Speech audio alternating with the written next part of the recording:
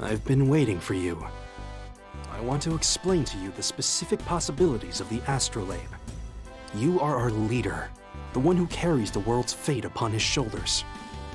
It is up to you to understand the astrolabe's power and build the best future for humanity. In order to do so, I wish to help as much as I can. Well then, I will now answer any questions you have about the astrolabe.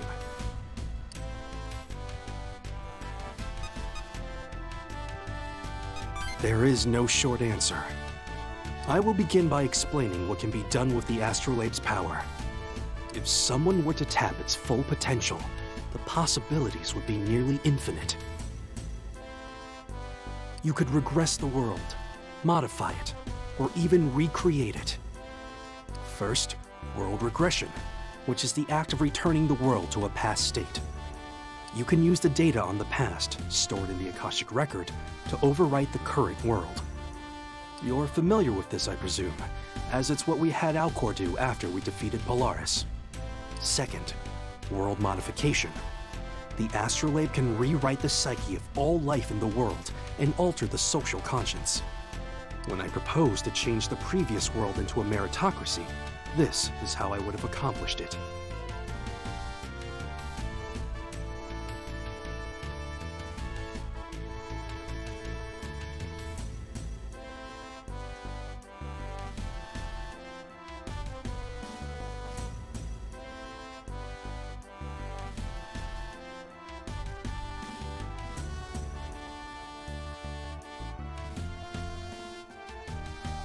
Finally, world creation, a far more sweeping change. This is what Alcor planned on doing after slaying Polaris. Choosing this option will create an entirely new and separate world. A new world, with no memory of the past, no history, a purely primeval world. In other words, humans will start over, from the very beginning of mankind's history. You truly feel no fear, do you? However, a world with no history and no civilization is a difficult one to survive in. However, it does have its merits. Alcor said that a new world would be free of the Akashic Record's influence. There would be no administrator ruling over it.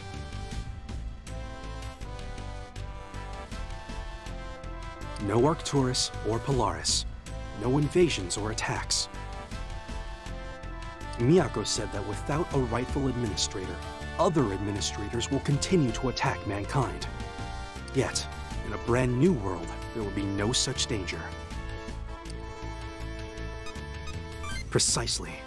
The world will not always work conveniently in our favor. Even if we are able to rid the world of the administrators, surviving in a primeval world will be extremely difficult. That is why I did not allow Alcor the option of world creation. In order to restore the damage inflicted by the invaders and the Void, world regression would be the best option. But whichever route you choose for us, the astrolabe must be used correctly. And for that, you will need to fully understand the nature of the administrative authority as well. We can discuss this another time, though. You have much to consider already. Come find me when you want to talk.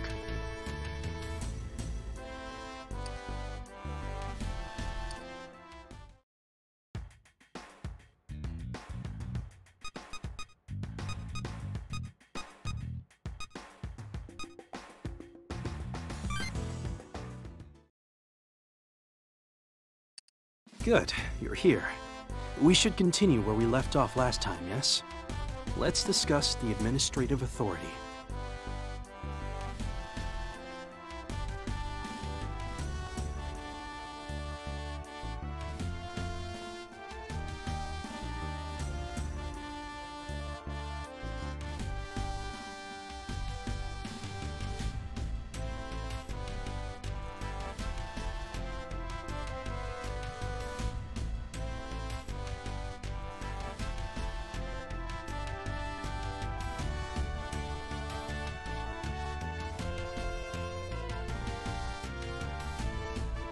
It is a concept you will need to understand, so if you have questions, please ask.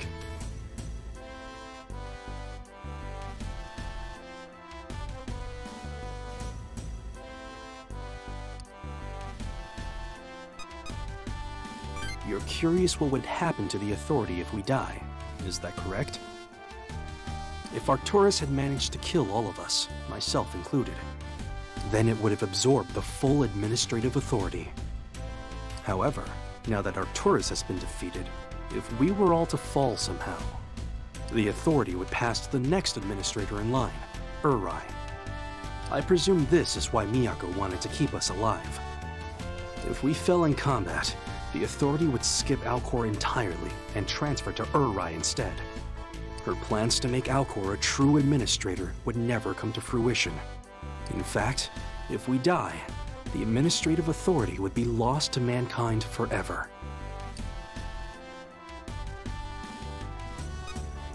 True, any number of things can claim a human life. If one of us were to fall, however, all hope would not be lost per se. If we could use the astrolabe, it would be possible to collect the administrative authority from our allies before their death.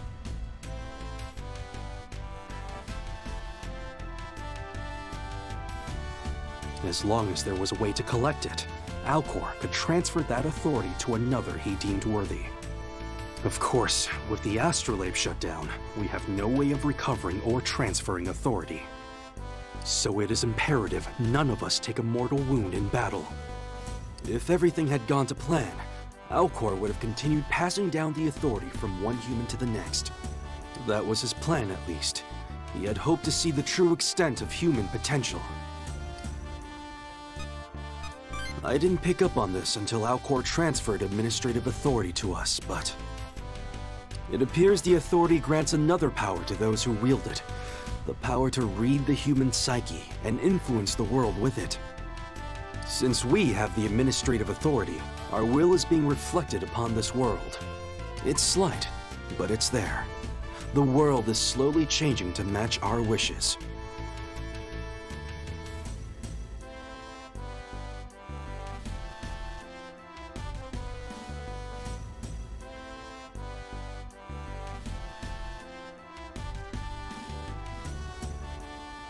Those changes to the world and our influence upon it is what Alcor meant when speaking of human potential.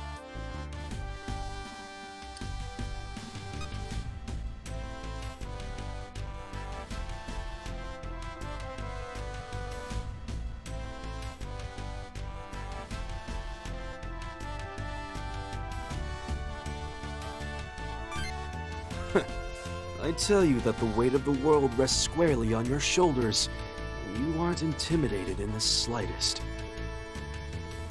We can steer the world down a path of good or evil. We can cause it to flourish or fall. Knowing the nature of the administrative authority will surely be of use to you. World creation, world regression, or perhaps another path entirely. If you and I think this through, together, we can discover the best possible path for humanity. That is all I have to say for now, but I hope I've given you something to think about.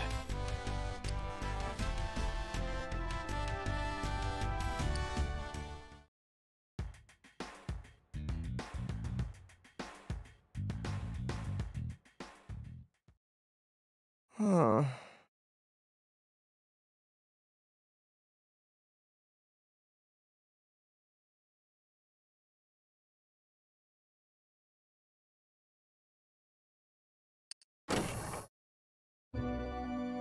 Huh? Miyako-chan! Please, let me go! Unfortunately, I cannot do that.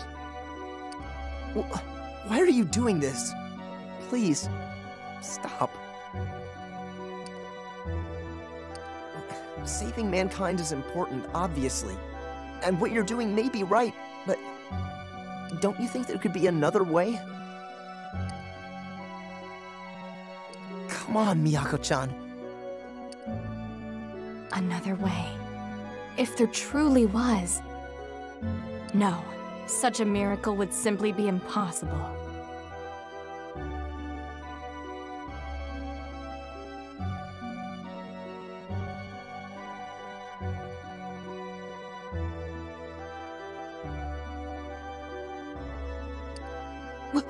Wait! Miyako-chan? I believe I've asked you before not to address me so informally.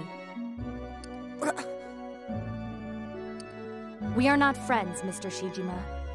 I don't have the right to have friends.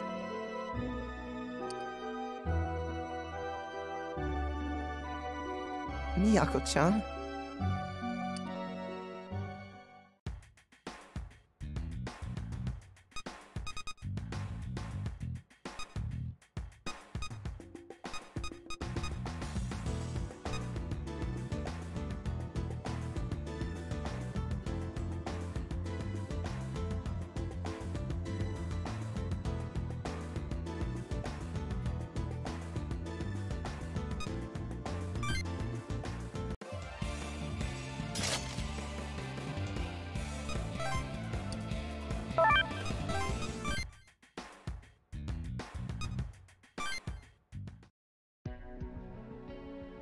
Is fighting Miyako really the only way?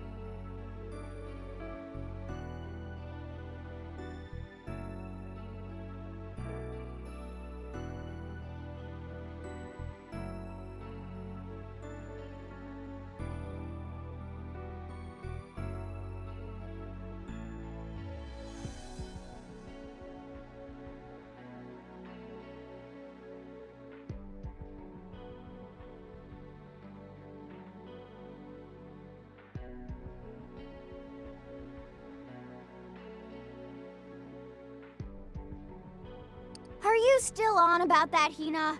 It's decided already. We have to stop her.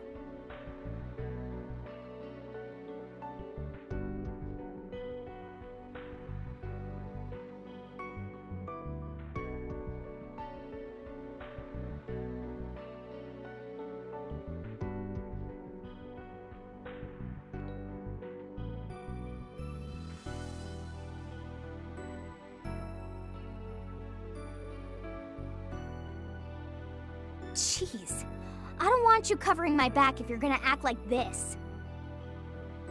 Too far, I just think there's gotta be a way to solve this without a battle. Oh, why are you so stubborn, stupid Hina? What'd you call me? I don't have time to deal with children like you. Stop this! Both of you! Everybody just calm down! Being mean isn't gonna solve anything. So we're going to calm down and think this through carefully. I am calm! Fine, Io. What do you think about Miyako? You have to have an opinion this time. I think that I want us to understand each other. We don't need to fight. Now, I'm not 100% sure how that's gonna happen, but I know I'll come up with a way for sure. So you want to do nothing? Again? You got it wrong. Io isn't running from this, she's thinking it through. You're right, Io. We need to calm down and think. We weren't getting anywhere. We were just bickering like children. I'm sorry, Irie.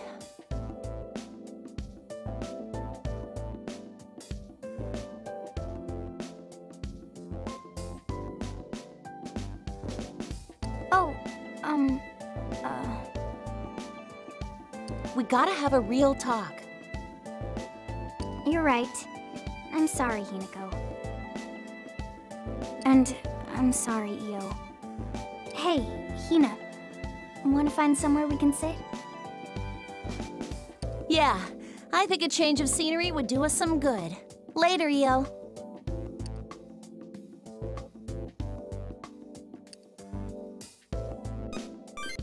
Oh! We're gonna have to battle Miss Miyako soon, aren't we? I guess there's no time to worry. I have to find a way for us all to understand one another. You know, Hinako and I fight all the time, but they always make up. I really want to make up with Miss Miyako. Hinako and I are really something else, huh?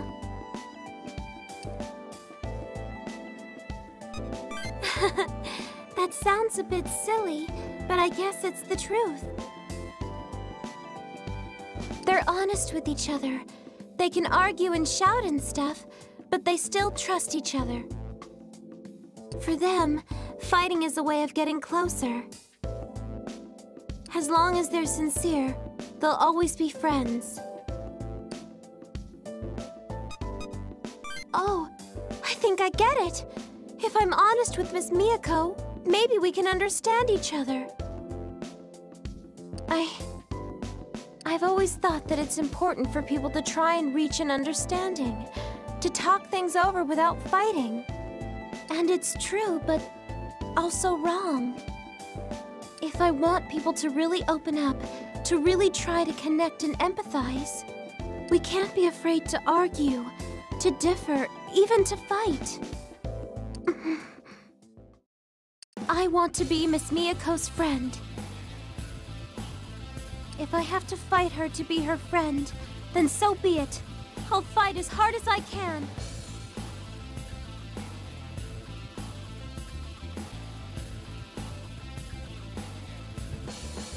Thank you. Because of you, I finally found the answer.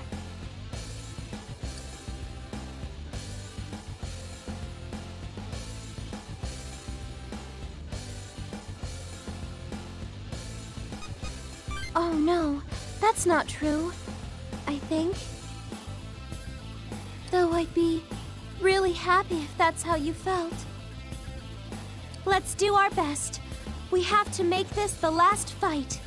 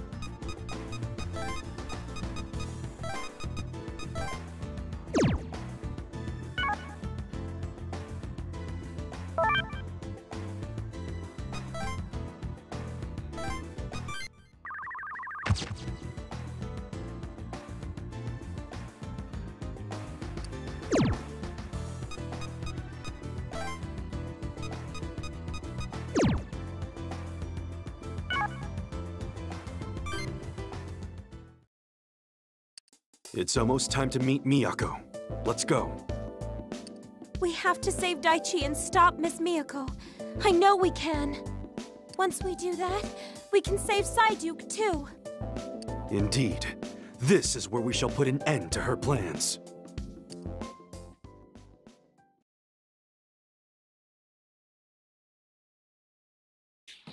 So, you came.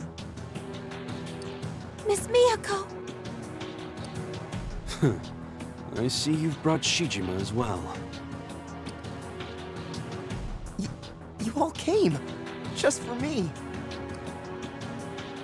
What's that?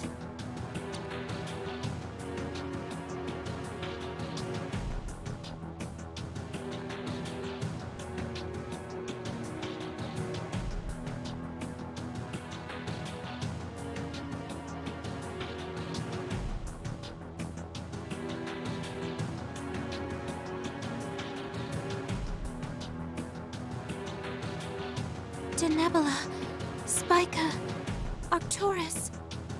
All the Triangulum are being stored here. And is that Psyduke? Alcor. It seems all the major players have finally gathered together. Indeed. Since the moment of my awakening, everything I have done has led to this. Miyako-chan!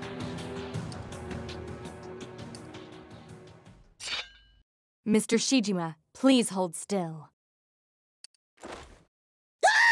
Please don't kill me! I'm begging you!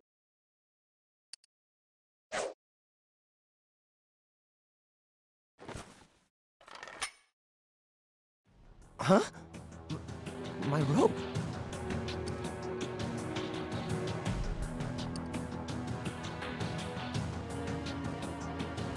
I'm saved! Oh my god! When she took her sword out, I thought I was a goner. Now then, I will only ask once more. Do you have any intention of cooperating with me? You heard her answer once. That should be sufficient. My solution saves the world with the least amount of pain and fewest amount of casualties. Why can't you understand this? Because we will find a way that won't require anybody's sacrifice. Neither ours nor yours, Miss Miyako. It seems there is no point in arguing any further. Whoever still stands at the end of this shall determine the fate of the world. Very well, Miyako Hotsuin. We shall obliterate this plan of yours. There shall be nothing left. That's right, Miss Miyako. We will fight against the path you have chosen with all our strength. Very well. I will have to force you to obey me then.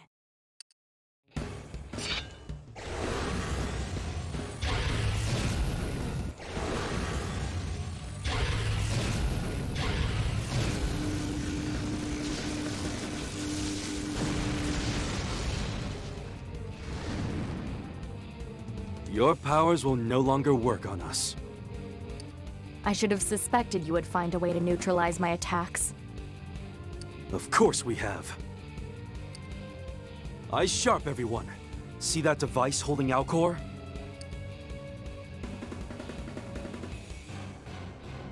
It's most likely being powered by the Dragon Stream.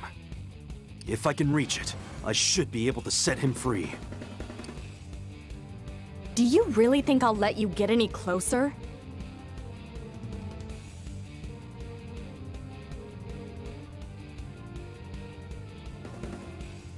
Alcor is just as vital to my plan as all of you are. Agents, prepare for combat! Understood, Chief.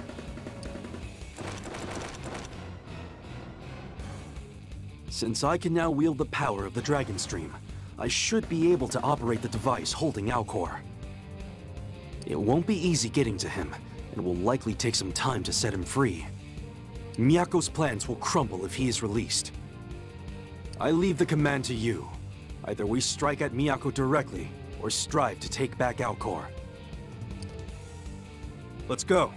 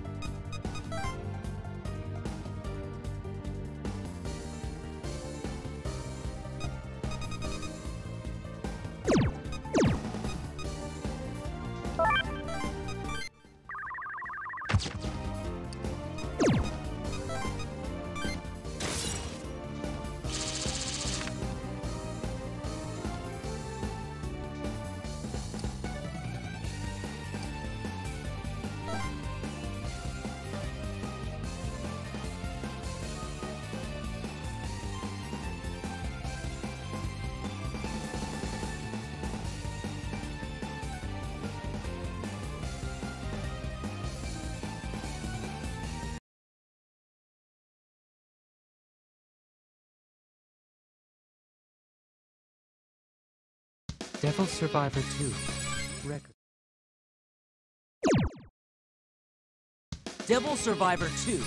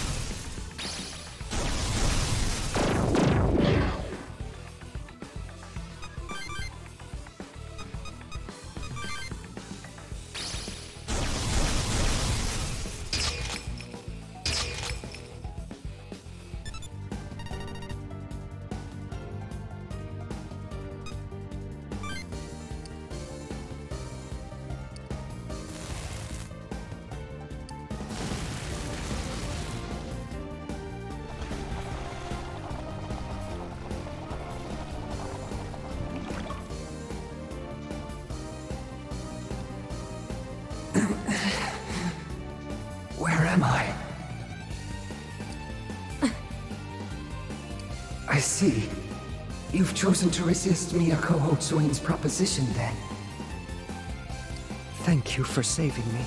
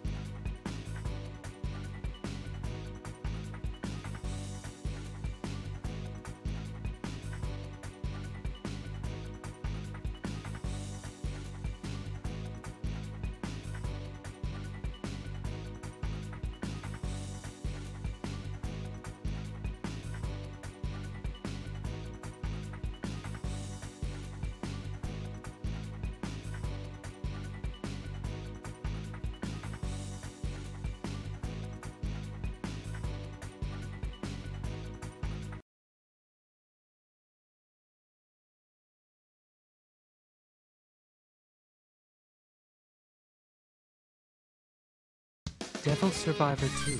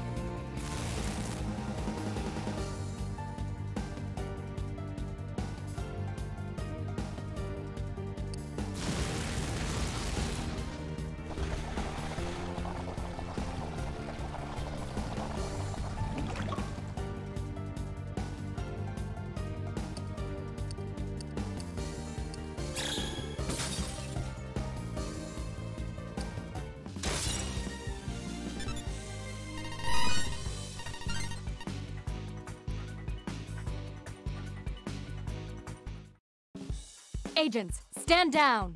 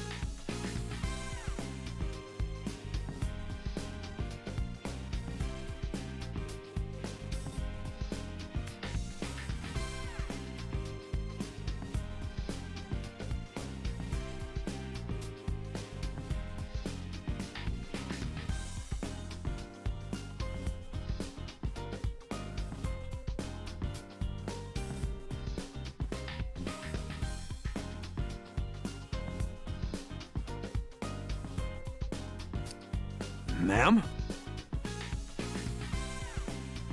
I said to stand down, did I not? Yes, ma'am.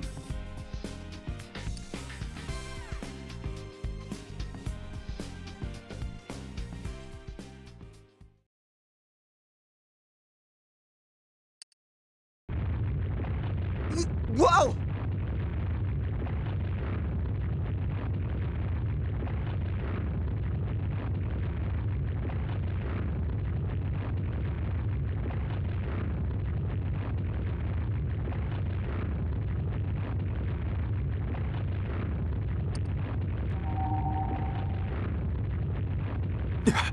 Her spiritual presence has changed.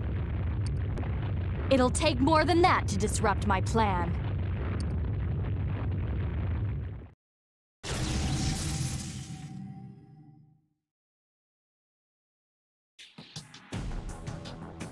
No way! Now I see. Correct. Her other name, her true name, is Kor Karoli. One of the four corners of the sky, rivaling even the Triangulum. So that is her true form. Miyako Hotsuin, you are not human. What do you hope to accomplish by creating a new administrator? My goal has always and only been to save mankind. I am Kor Karoli, yes, but I am also Miyako Hotsuin. As a human, and as the head of the Hotsuin family, I will protect humanity.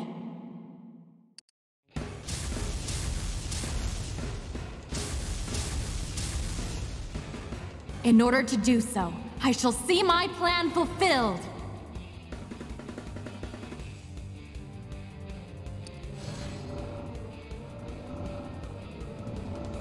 No! Everyone, quickly! Summon your demons!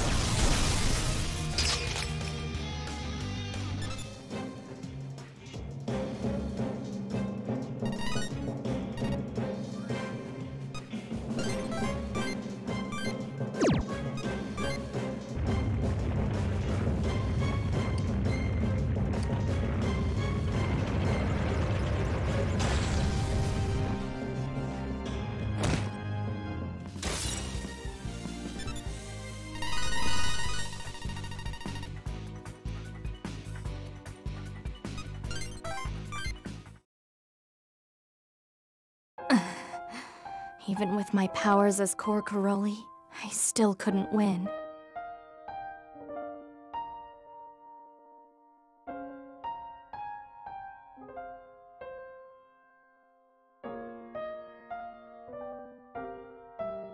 It seems as though I've lost. My plan ends here. Now, finish this. What? You want us to kill you? Are you freaking crazy? No! No way! We would never do that. You're too soft. If you do not end this now, I may try again. I am determined. Devoted. I am not even human. There is no reason to hesitate any longer. Kill me and be done with it. I have failed as Miyako Hotsuin, the shield of mankind. I deserve death.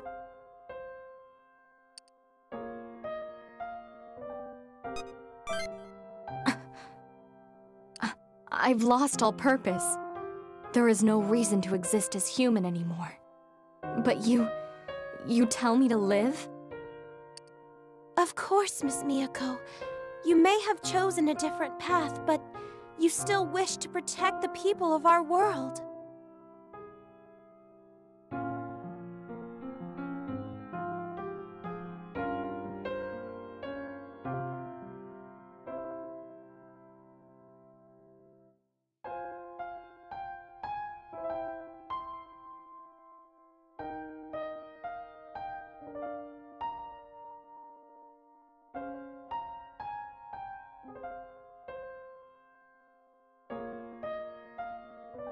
And without you, humanity would never have survived the Triangulum.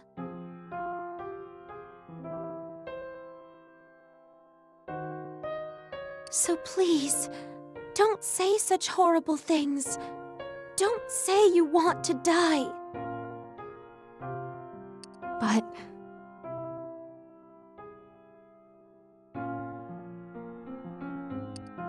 Miyako, you want the same things as we do. You want to save mankind, right? If so, then you aren't our enemy. You're our friend. And we would never harm our friends.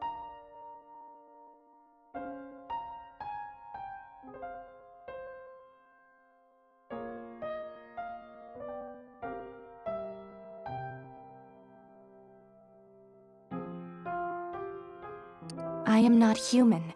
I have fought you and failed, and you would call me friend?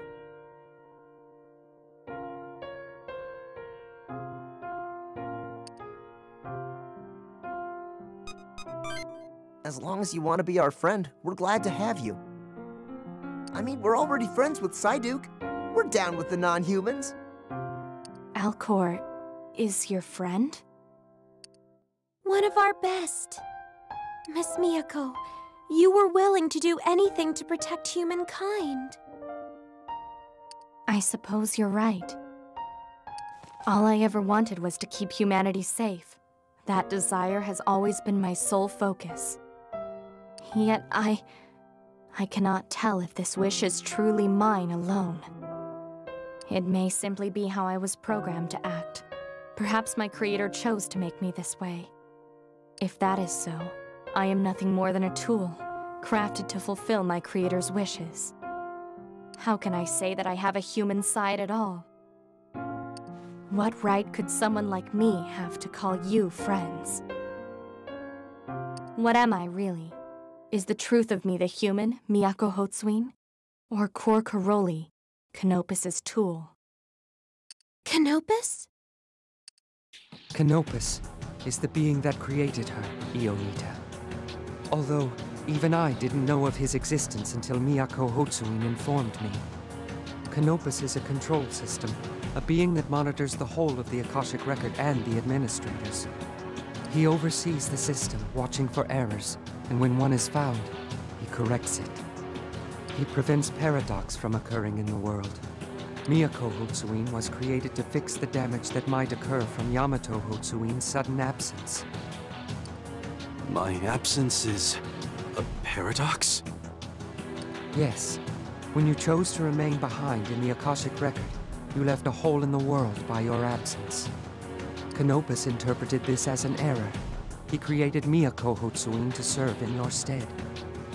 So that's why she appeared in this world, and not in any of the previous ones. That must mean Canopus is responsible for spreading the void, and for shutting down the astrolabe. Correct? That's right. He's the reason the astrolabe remains offline.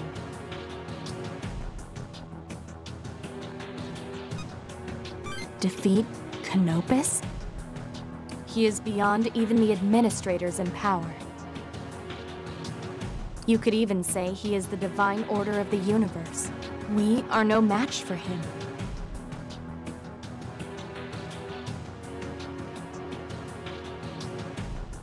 As you are, it is absolutely impossible for you to defeat him.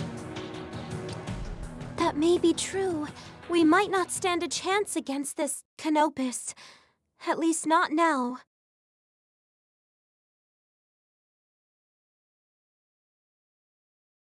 We don't even know what sort of opponent he is. All we know is that he is more powerful than even the administrators. But I'm sure there must be a way to defeat him. I will of course lend you my strength should you battle against Canopus, Miyako Hotsuin. We may have been at odds before, but perhaps we should work together once again, as allies. Even if you can somehow defeat my creator, administrators will still descend upon this world. We will deal with that as well.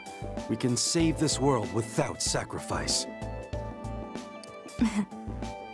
Well, since you're so opposed to my plan, I suppose that's no longer on the table.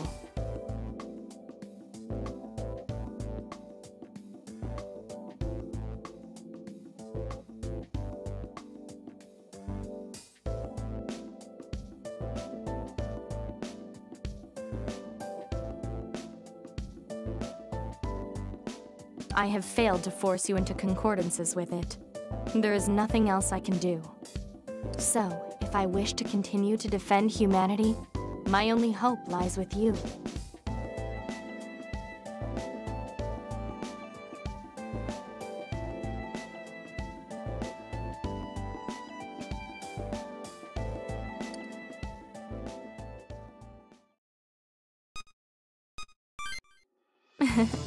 You would consider him an easy adversary? I would rate that as overconfidence, but I think I like it. Very well. Let us wager upon this, your potential. I will gladly lend you my hand and aid to see this dream realized.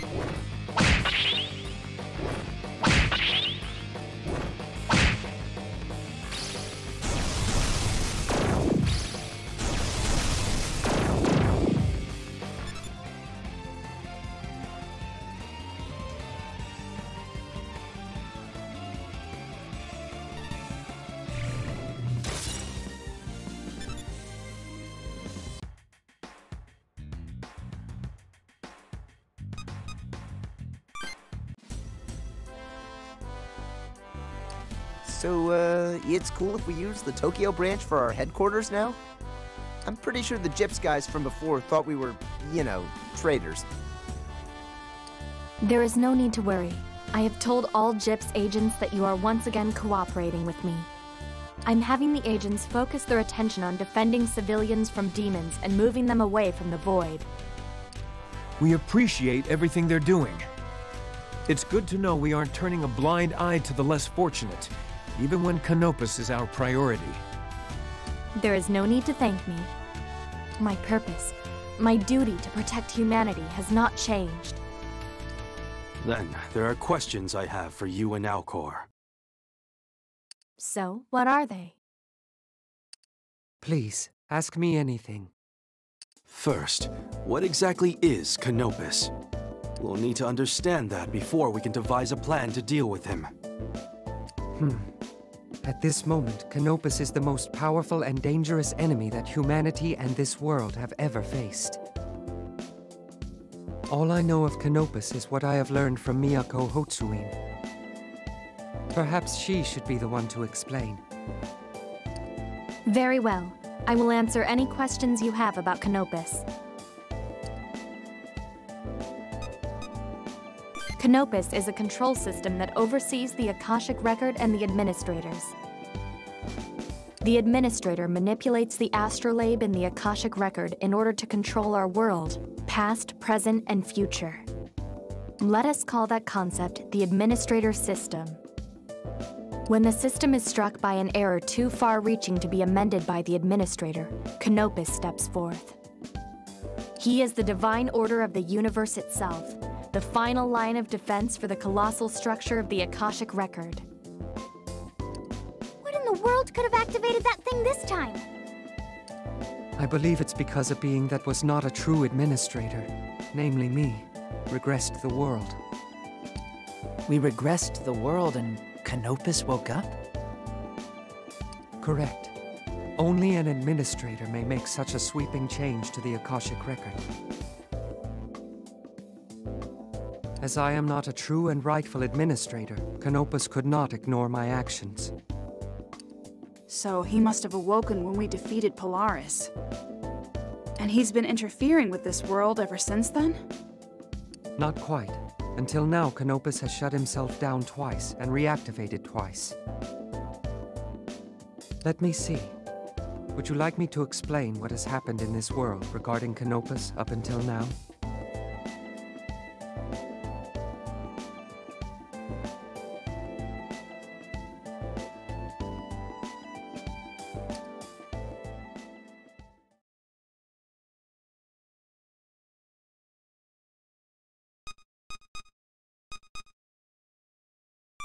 Understood.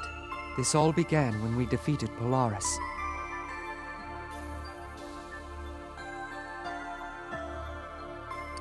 I divided her administrative authority amongst each of you. Then, I began manipulating the Akashic Record to regress the world. However, because I was not a rightful administrator, my manipulation of the Akashic Record was perceived as an error.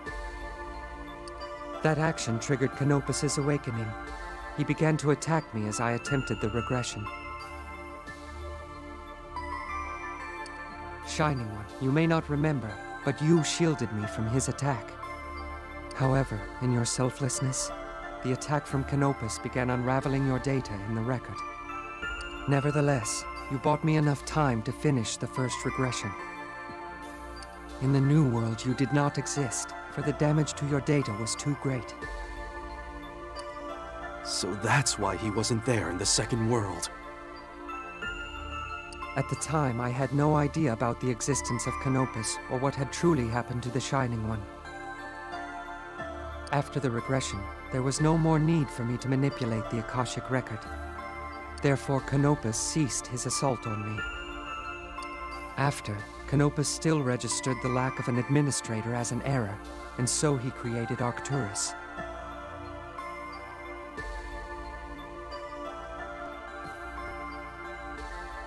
He also created Spica and Denebula, so that Arcturus would have its swords.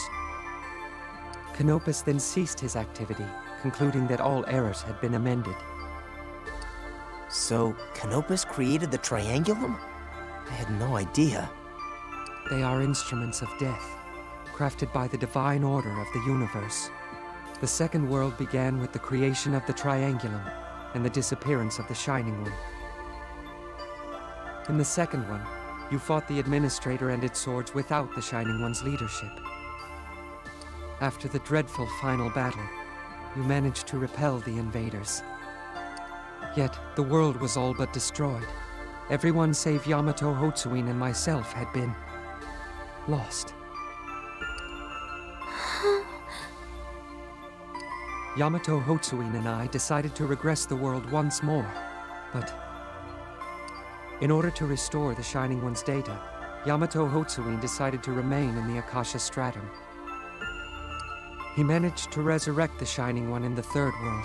However, in exchange, Yamato Hotsuin was lost to us.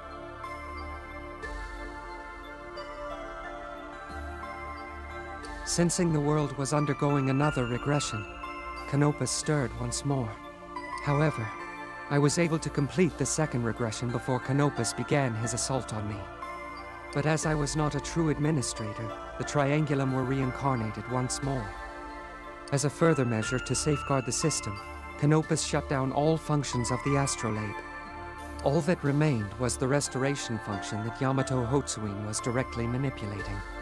In order to rectify the error, Canopus created Miyako Hotsuin to fill the absence left by Yamato Hotsuin.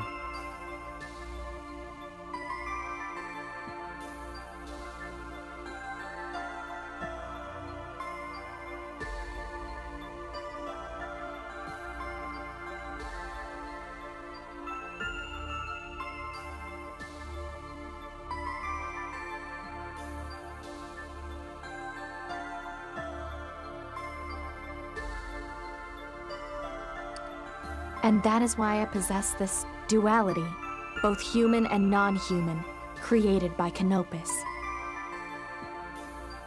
That is the story of his resurrection, the creation of the Triangulum, and the disappearance of Yamato Hotsuin. Once Canopus concluded that the errors were amended, he again shut down. And that brings us to the current iteration, the third world. And once again, you have all defeated the Triangulum. Now that the creatures of this world have eliminated several administrators, Canopus has changed his perception of humanity. He has concluded that humankind is an error, outside the capabilities of an administrator to fix. The moment you defeated Arcturus, my creator activated once again.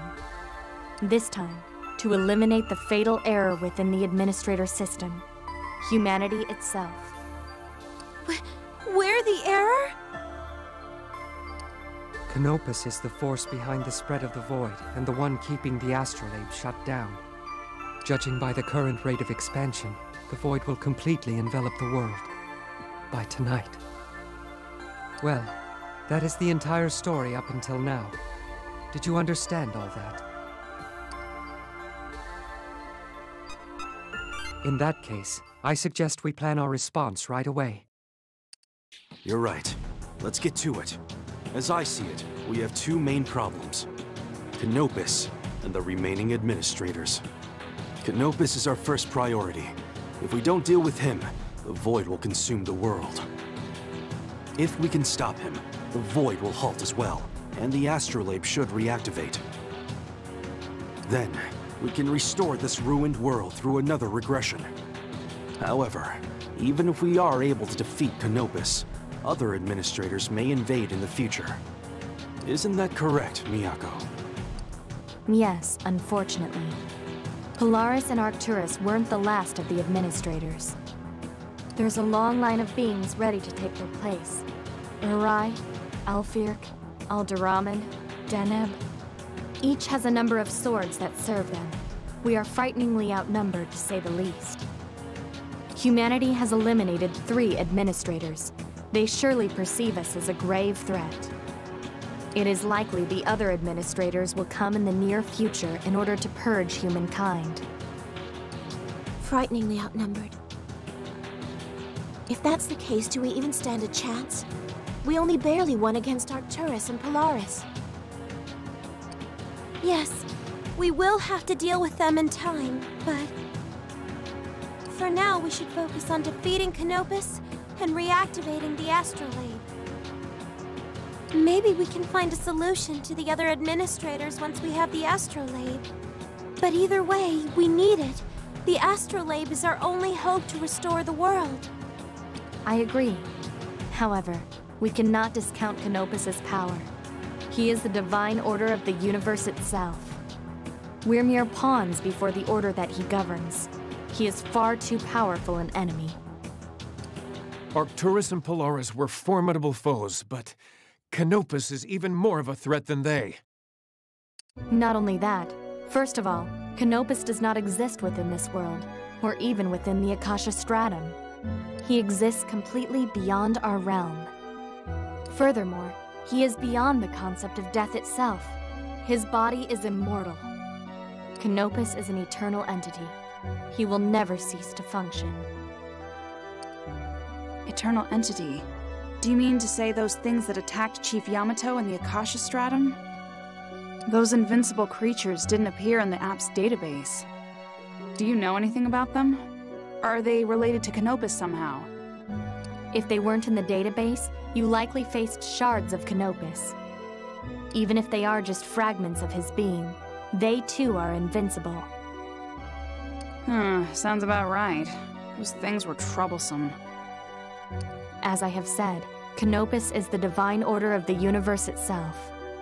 He is forged of the 4 prime factors: heat, gravity, space, and time. Those 4 factors make up the world as we know it. Hence, fighting Canopus means fighting the world itself. There is no way to defeat such a being.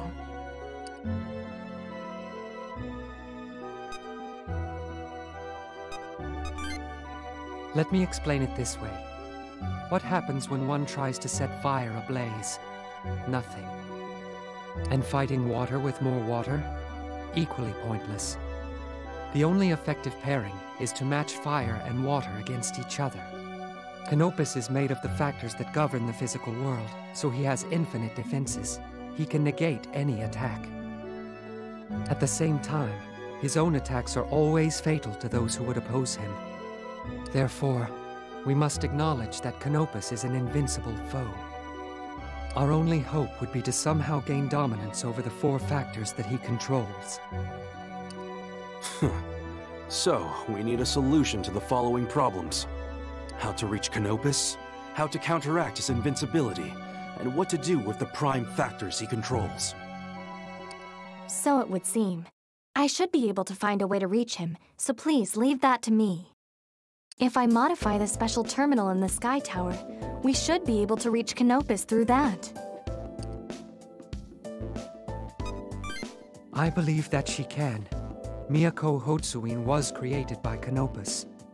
Thus, she can sense his presence, and should be able to reconfigure the terminal to reach his location. However, even Miyako Hotsuin will require aid with an undertaking of this magnitude. Please, allow me to assist you. Then it's our responsibility to find a means of dealing with Canopus and the administrators. I am counting on you then. Please, help us to save this world. Alcor and I will head to the terminal. We should be able to finish the modifications before the day is over. Please call if you need me for anything. The rest of you, you know what we're going up against. Let's search for answers. That is all. You're dismissed. Except you and Miyako. Good. The others have left. What is it, brother? I've given some thought to our situation concerning the astrolabe and the administrative authority.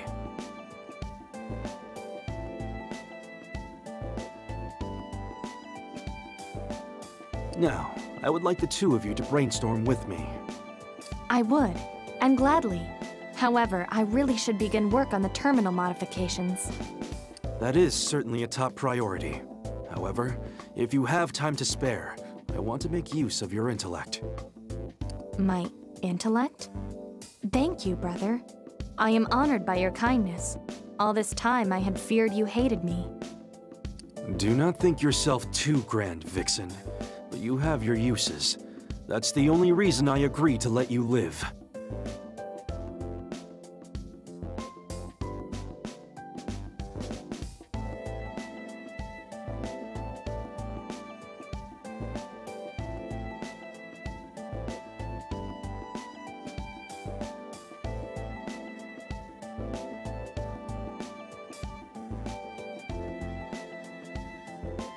I do not allow my emotions to get in the way of a mission. And that's the extent of your usefulness. Accomplishing the mission. My usefulness? Now that sounds more like you. Let me get started on the modifications. And if there's time later, I'd love to help out. Good. Then you are both dismissed. Do what must be done.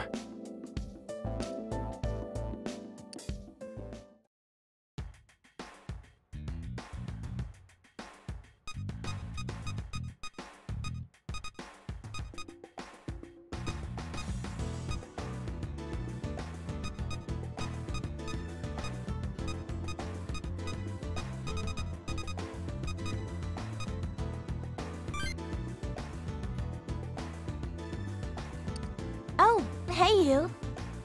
Your ears must have been ringing. I was just thinking about what you did for me last time we talked. Thank you.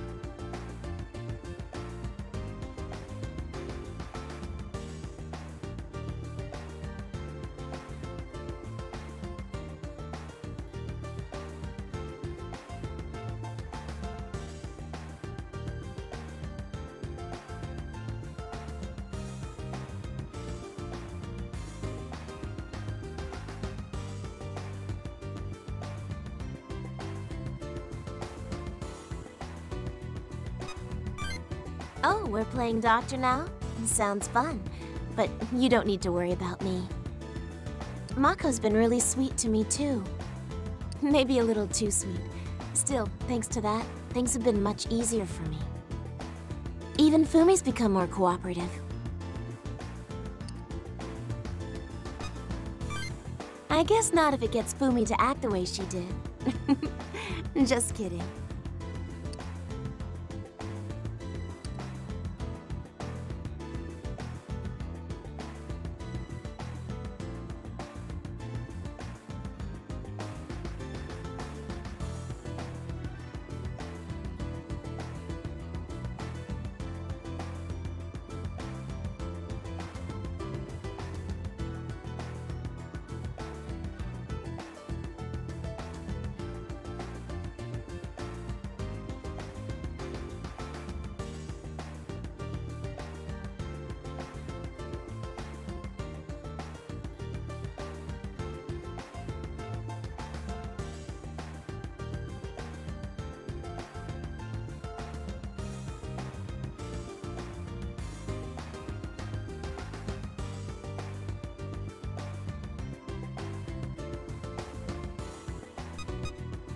Oh, fishing for information, huh? You know I don't have a boyfriend. Oh, I wasn't talking to anybody. I was just listening to a message Koharu left me. She called me on Mother's Day, but I couldn't pick up because I was busy with patients. So she left me a message. It made me so happy when I listened to it, I decided to save it.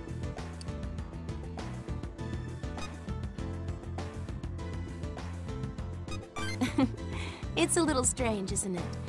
I'm not her mom in this world, but she still calls on Mother's Day. She says that she loves me as much as her mom. It makes me feel wonderful. Sometimes I listen to the message, just to hear her voice. It cheers me up and keeps me strong when I'm feeling down. It's kinda like my good luck charm.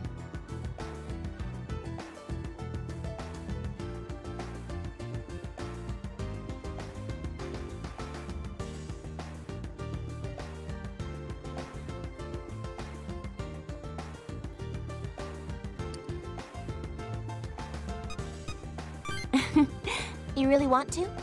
Okay, here you go.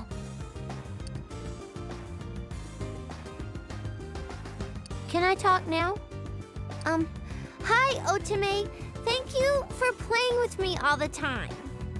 I'm sad because you're busy at work, but I know you'll come visit me when you have time off. I can't wait to see you again. Okay, bye-bye, Otome. I'll talk to you soon. Oh, why don't you come see Koharu with me next time? I'm sure you two will get along great, even if she doesn't have her memories.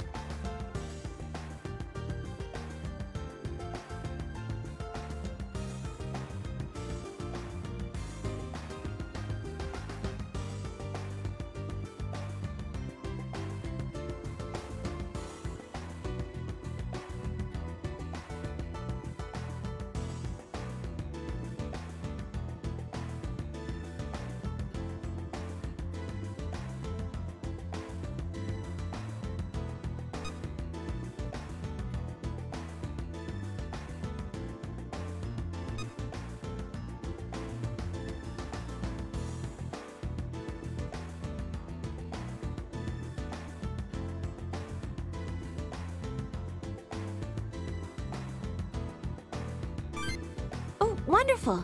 I'll be looking forward to it. Now that we have that to look forward to, we're gonna have to do our very best in the final battle, so we can go see Koharu. Well, let's start heading back.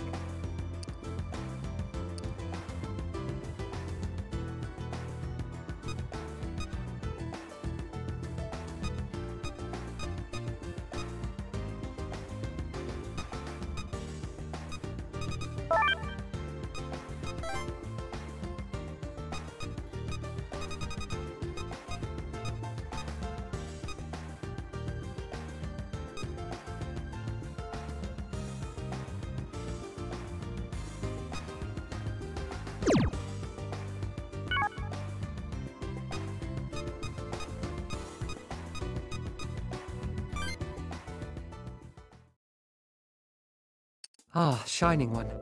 My apologies, but the modifications on the terminal are not yet complete.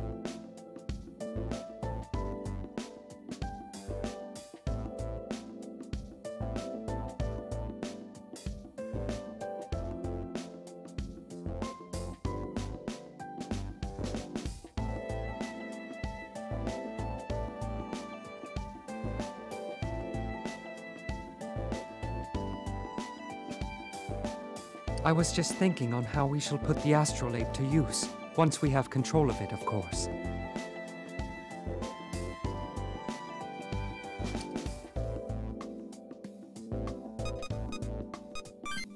This is a decision that affects all humanity.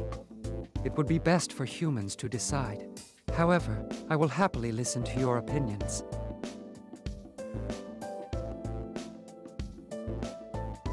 There are many options. For instance, you could use the astrolabe to create a new world, free from the administrators. If we are free from their rule, we would avoid any further battles with future administrators. But mankind would have to begin anew in a primeval world. Does such a thing tempt you? There are other possibilities as well. You could place a rightful administrator on the throne. We could use the astrolabe to transfer the authority from each of you to an administrator. However, it is possible that at some point in the future, another administrator will try to destroy mankind. If it happened with Polaris, it might happen again with another.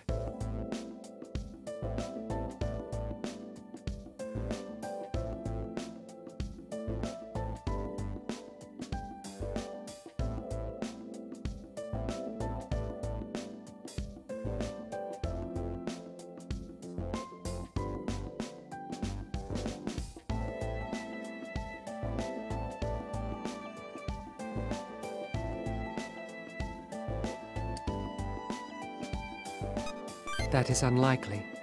The administrators are very different from man.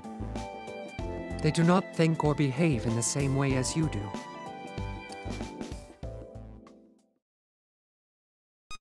The astrolabe? I see. That may be possible. By transferring the authority, we could turn a new being into an administrator. We could designate someone who would protect humanity, who would desire them to flourish, rather than Polaris or Rai. Once a new being is chosen as administrator, we can use Miyako Hotsuin's device to finish the process. We could transform the Triangulum that she holds captive into swords for our new administrator. As long as we have the astrolabe, we could transfer administrative authority without the need for any sacrifices. That seems like a favorable outcome.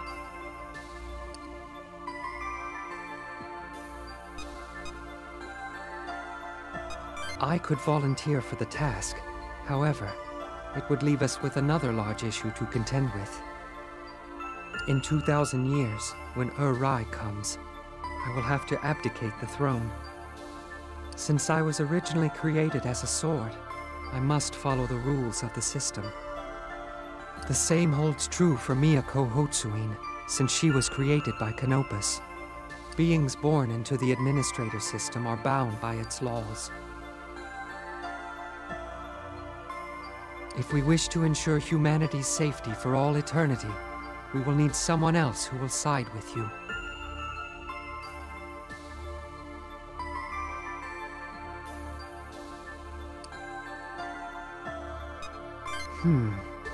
A human on the heavenly throne. An interesting notion, to be sure. It is true that humanity is not a product of the administrator system, and therefore not bound by its laws. One of your kind would not need to step down from the throne after their cycle is complete. Furthermore, what being would be more likely to take humanity's side than a fellow human? Whomever you select will be guiding the fate of the world. This decision requires careful thought. A human being taking the throne as an administrator. It is certainly fascinating to consider.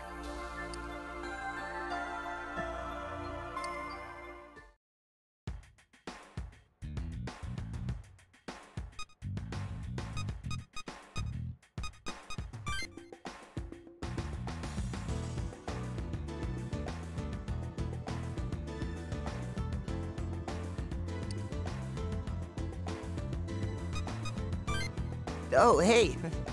Yeah, for me too. We were playing this just a few days ago, but it feels so nostalgic now. It still had some power left, so I decided to give it a try. It feels so strange, though. Up until all this started, I was trying my best to save the world inside a video game. But now we're fighting to save the real world. Our world. What's that in your hands, Mr. Shijima? It resembles a tool used for missile guidance.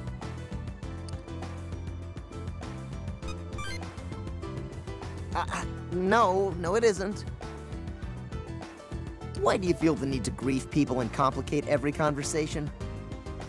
Miyako-chan, this beautiful, sleek, elegant piece of hardware is a video game console. So, this is a game console. I've known of their existence, but I never thought they would be so advanced.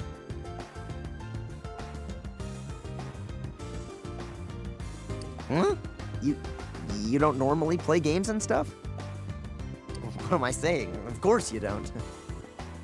I used to play chess, but I had to stop when I could no longer find an opponent that was a challenge. You know, somehow not a single word of that sentence surprises me. I don't generally have much free time to occupy with such leisure activities anyways. Then, stay with me here, great idea incoming. After we beat Canopus, let's go out and have some fun together. I don't know if you heard the rumors, but I have my driver's license. I can show you how we civilians kick back. I'm afraid I must decline. I have no time for such activities. The battle with Canopus is our top priority. We must use all of our strength, all of our focus. There is a good chance we may not survive the conflict. How can you think ahead when we still have so many challenges to face? See, I think you got it all wrong. Having something to look forward to can actually make you fight harder, right? It's like taking study breaks. You appreciate them more when you're really working hard. I'm sure you can find some free time to hang out with us when all this is over, Miyako-chan.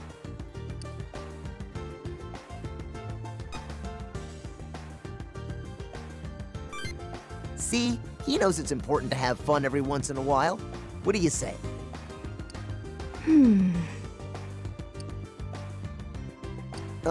Hey, we're not gonna force you into hanging out with us, but think about it, all right?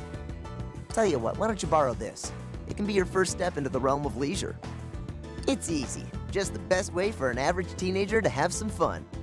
Well, I hope you give it some thought. It'd be great to hang out sometime.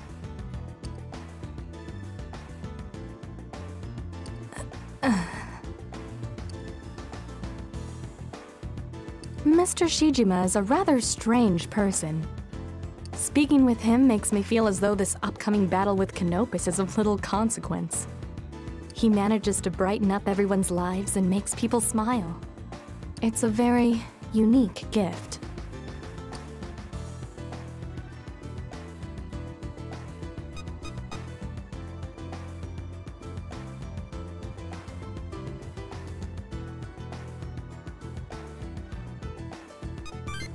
His best quality.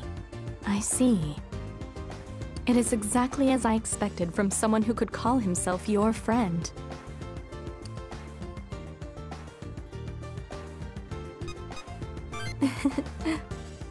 You may say such things, but you hardly seem burdened by his presence.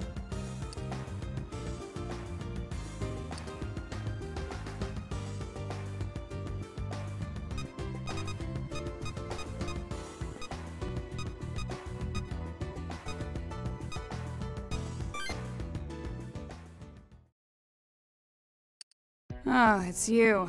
What do you want? I gave it up. Memories, feelings, souls. These things can't be controlled by science. I don't know why I stopped. I guess it was just making me so frustrated and impatient. And then, the research stopped being fun. Normally, I'd be so happy to be doing things like this. I wonder why I got so worked up about leaving memories behind. Especially when I can't even understand my own feelings.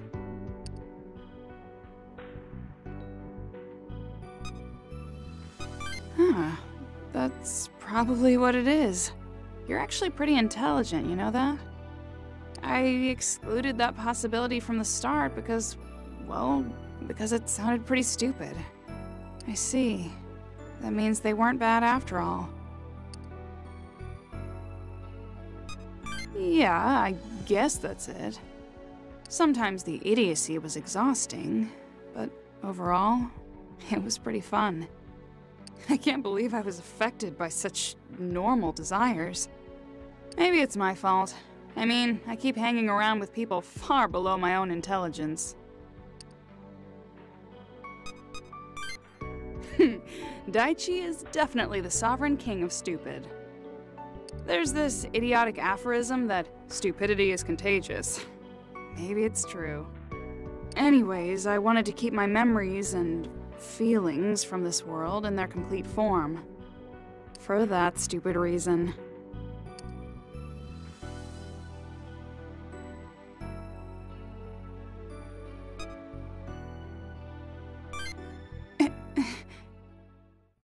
That was really just dumb and... Humans really are interesting. I always thought my feelings were nothing more than chemical reactions in the intracerebral substance. Talking about all this almost makes me feel stupid for letting it get to me.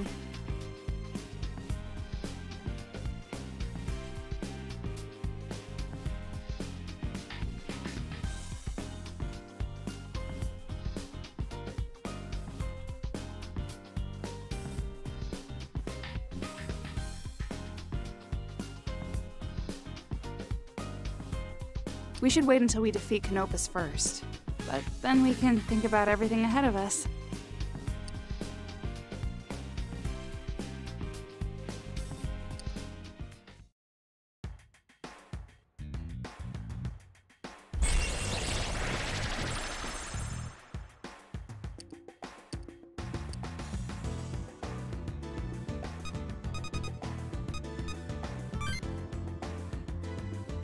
It feels like it's been a while since we spoke like this, Miss Sako. Yes, you may be right.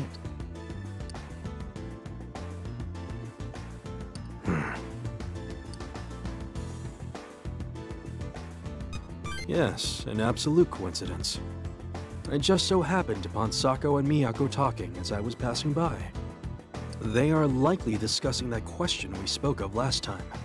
It seems interesting, so I thought I would stay for the conclusion.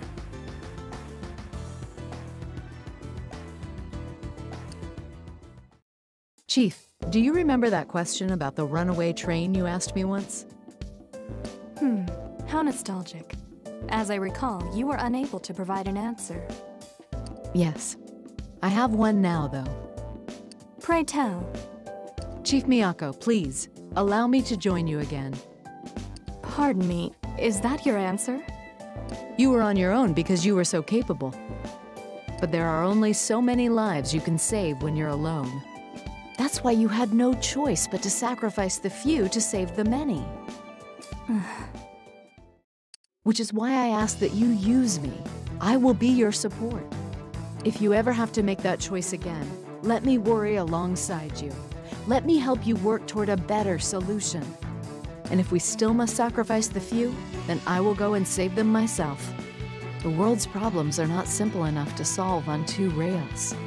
So please, we can search for a better solution together.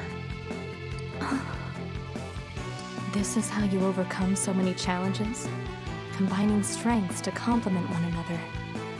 That strength has overcome even me. You've changed, Miss Sako. You who once stood by my side and served me without question, now return like this.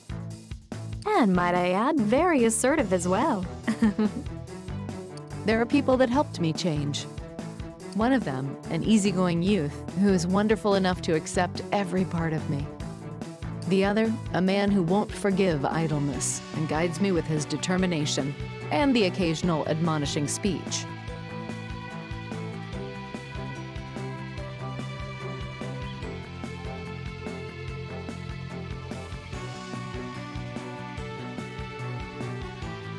I don't need to ask. I believe I know them too. It would seem that I must change as well. Chief Miyako.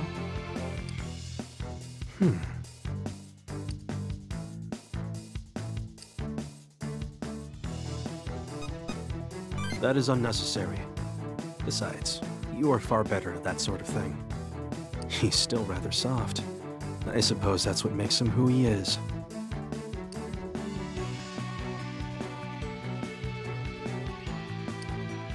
Then I hereby reinstate Makoto Sako as an agent of GIPS. Let us defeat Canopus and take back this world for mankind. Together. I'll be counting on your support, Miss Sako. Yes, Chief. I expect great things from you. Now, if you'll excuse me.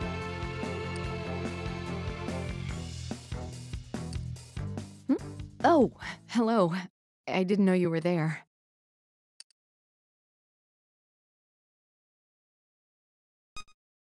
This is thanks to him, too.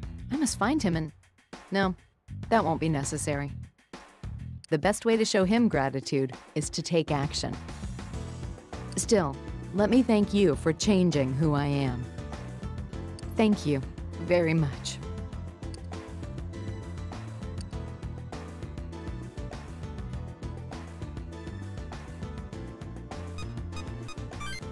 Oh, I'm not falling for that again.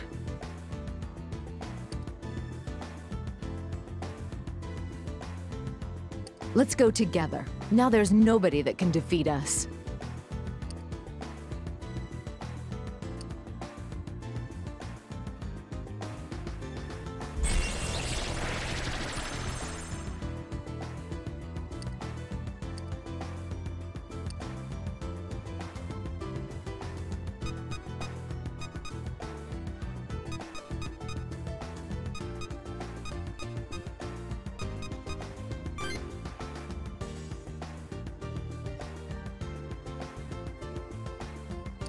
Yo there! I was just reading the latest chapter of Offside Goalie Masashi. And just my luck, they're never gonna finish the series. I don't know how it'll all end. Kinda like us, huh?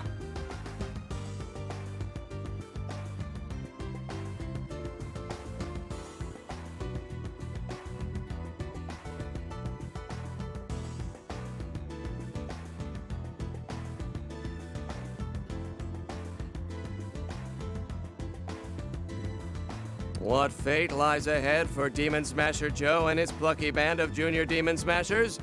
To be continued in next week's chapter. Hey, I think I'd actually read something like that. Nope, I think I got everything. Oh, you mean go say goodbye to my girl before that whole final battle thing? I guess now would be the perfect time to do it. It's a little cliche though, right? Yeah, I think I'll skip it.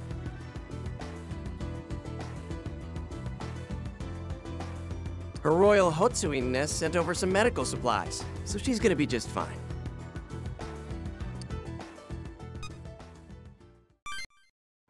Do I seem like I am? I don't think I am. I mean, if I go over there, isn't it bad luck? Like saying, hey, I'm gonna die, just wanted to tie up some loose ends first. Besides, I haven't popped the question yet, right? So I can't die. That's just how the universe works. Plus, come on, she's a smart cookie. She'd see right through me and figure out that we were heading into certain doom. And that'd just make her worry. I don't want to make her worry, do I? That's just plain cruel.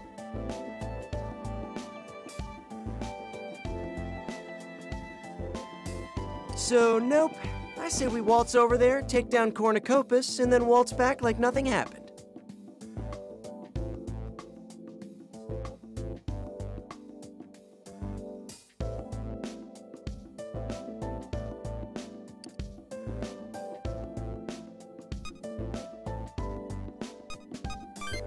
I thought it just might. We've got the whole gang together again. And even better, we've got one heck of a badass, demon-smashing, rarely speaking leader. We've got this in the bag. We just go out there and do our best. Well, I'm gonna finish up my manga and then I think I'm good to go. I'll see you soon, kid.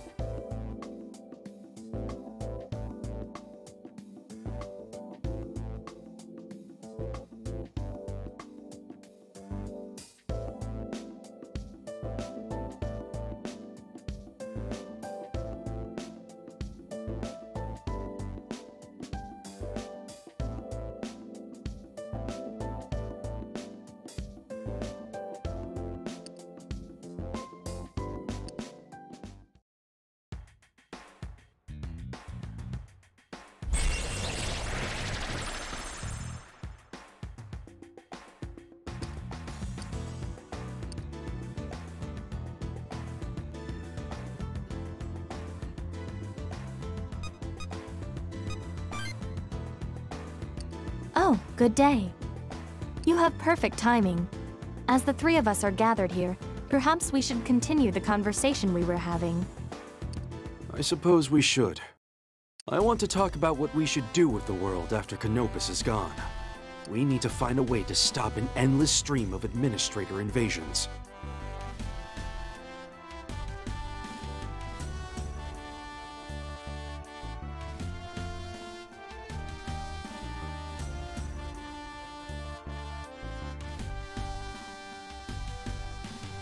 If only there were a way.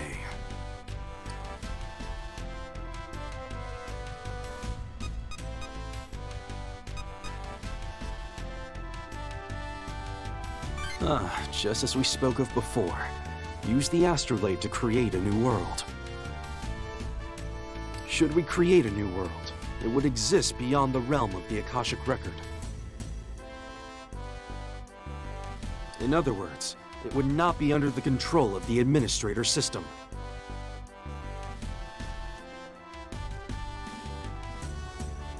As such, the administrators would no longer be able to interfere in our world. Unfortunately, it would also be a primeval world, without technology or science.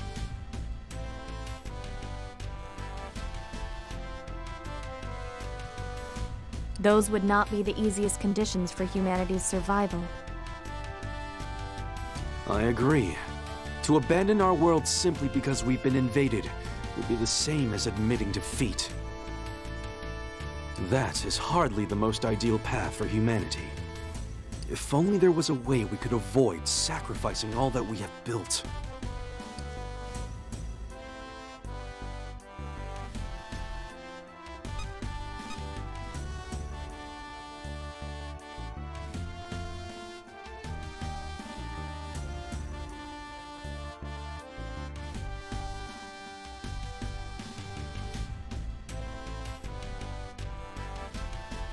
I wonder if that's possible.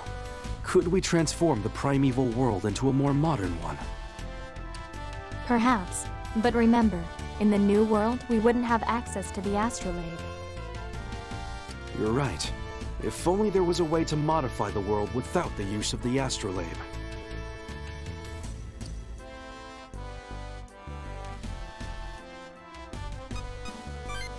I appreciate your passion, but the efforts of a single person, no matter how talented, cannot change the world.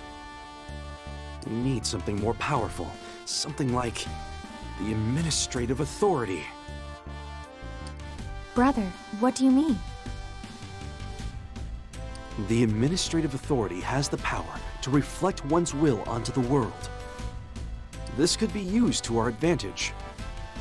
What if everyone with the administrative authority wished for a modernized world? It just might be possible to overwrite the primeval world with our modern one.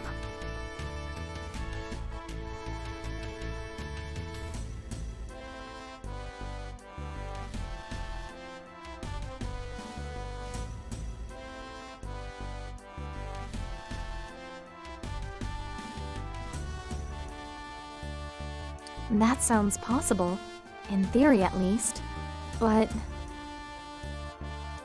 Yes, I know. If the new world is to be separate from the Akashic Record, will the administrative authority even work? There's no way of knowing.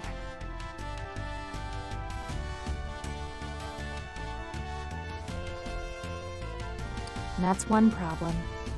Moreover, I'm afraid the will of the 13 would not be enough to perform the overwrite. It would probably require all of humanity, billions of wishes, in unison. But even if we could orchestrate that, most of the population died in the Triangulum's invasion. You're right. There aren't enough individual wills left in the world.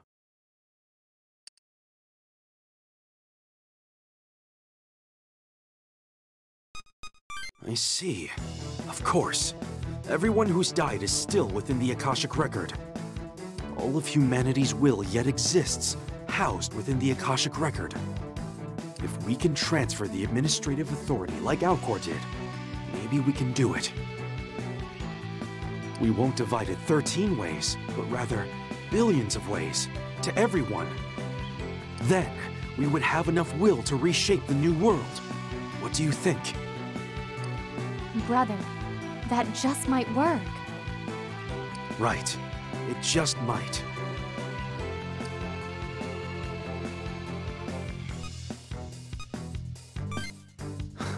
You catch my drift, yes? I believe this could create the best future for humanity. You said you only kept me alive to help accomplish your mission. So will you execute me right afterwards? Still holding a grudge, you conniving vixen?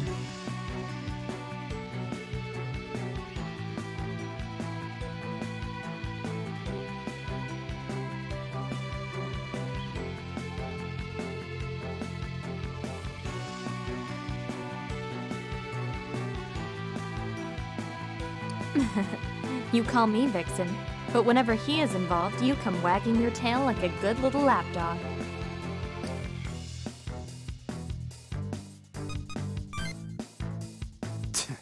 We'll finish this later. For now, both of us continue to exist in this world. It may be a highly irregular situation, but there is nothing to be done about it. In fact, having both of us might just work out in our favor. In any case, we need to hammer out the details of this plan further.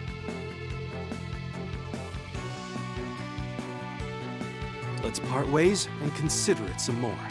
You are both dismissed.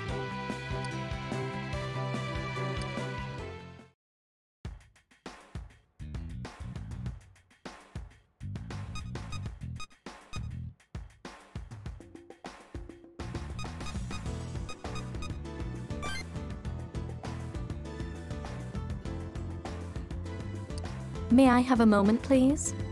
I believe you are searching for a present for my brother. Mr. Shijima came around earlier asking about what would make Yamato happy.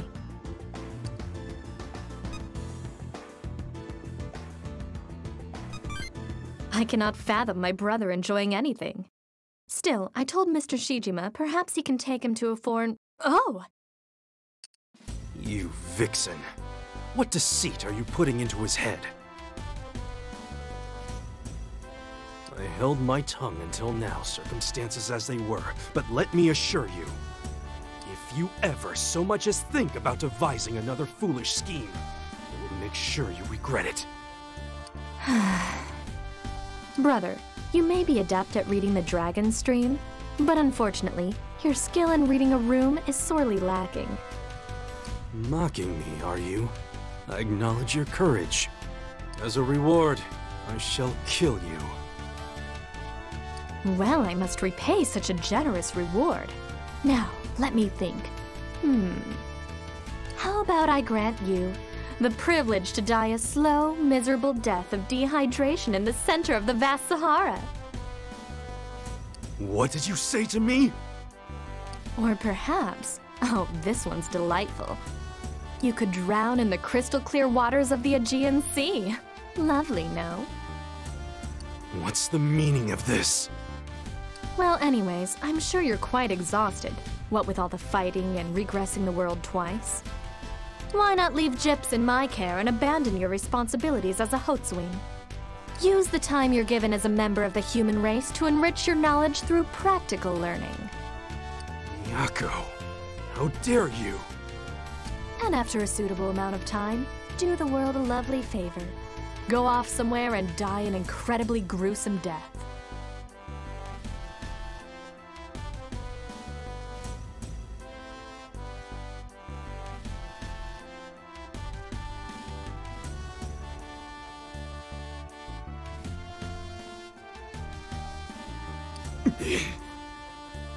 Well then, I must away.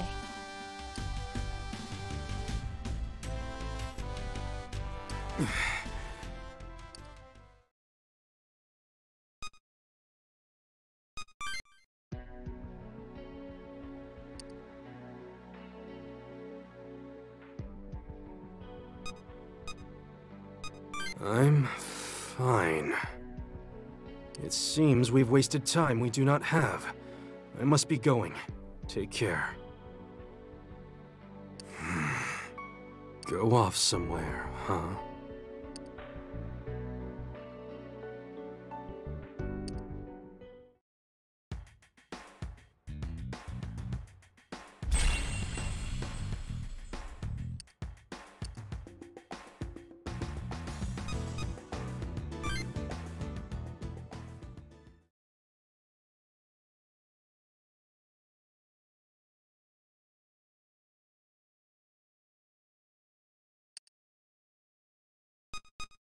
I've been considering what Miyako said to me.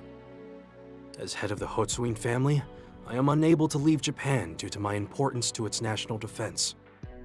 In fact, I never even considered leaving the country in the first place. But what Miyako said was to go die somewhere else, somewhere out in the world. That's the same as telling me to forget my position, deny my name, and be free.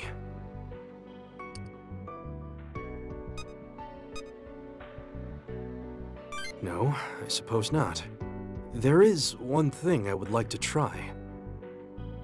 Does your offer to do something for me still stand?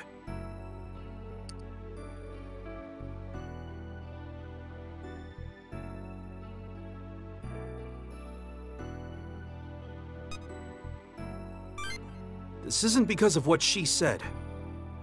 As I mentioned, I've never left Japan. And for better or worse, Miyako Hotsuin does exist in this world. There may be fatal flaws with her personality, but her skill is nothing to scoff at.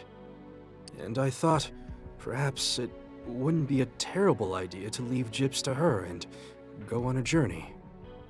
I'd like to go out on my own 2 feet and see the world that I, as Yamato Hotsuin, have a responsibility to protect.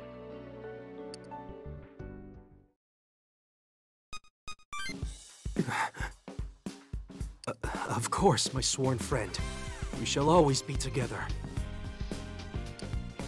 I see. So that is what you wish for. Where did you come from?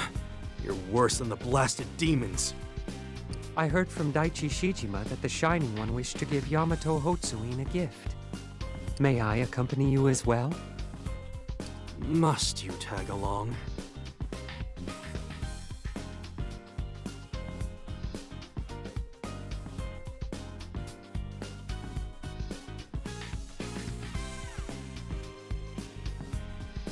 Just like him, I am also grateful for all that you have done. So please, allow me to join in rewarding you. Do as you will. However, let me make this perfectly clear. There is no place for any of your suspicious powers during this journey. You ought practice walking. Understood. We are to walk together as one, so it is a reasonable request. Precisely. We shall travel by means of public transportation. That said, where shall we set our destination?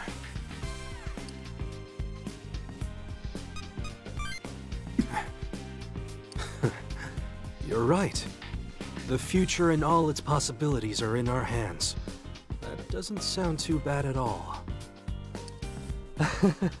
It sounds like this will be a fun trip.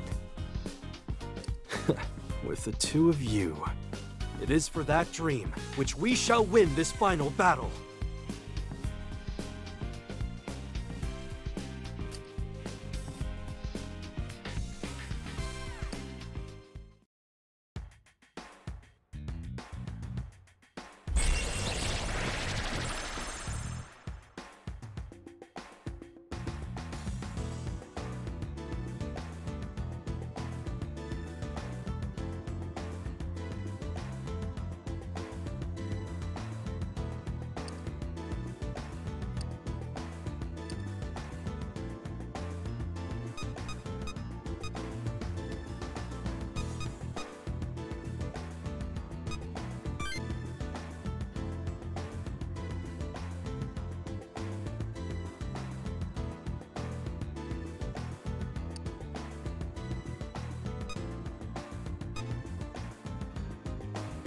It doesn't cost any money.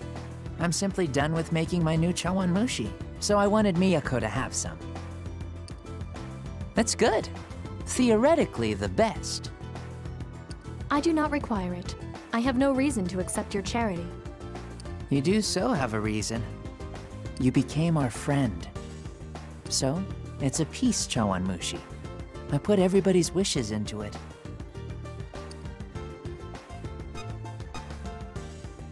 I didn't say I wasn't going to eat it.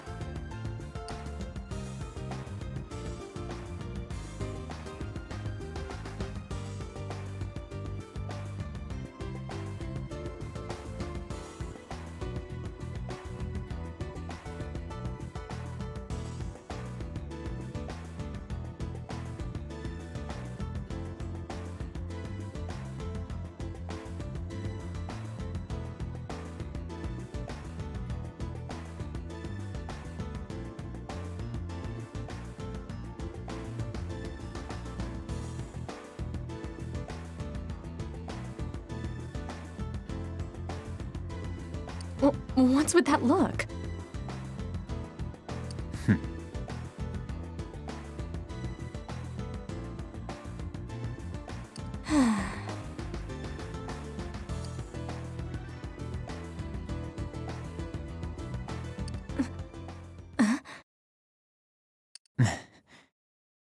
It's delicious. Because it's filled with everybody's wishes. If we all eat it together, it gets even better. We can get everybody together next time. I'll do my best to make a big meal.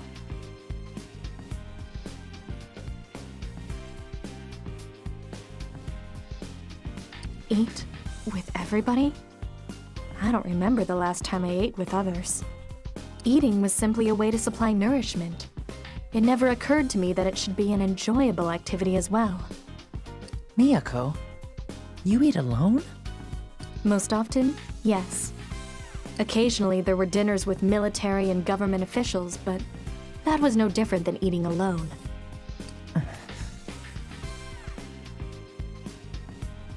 Miyako, I still have chawanmushi left. Eat some with me.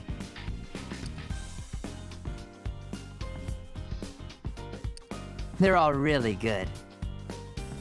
Oh, wait, Mr. Tori, where were you keeping all this food?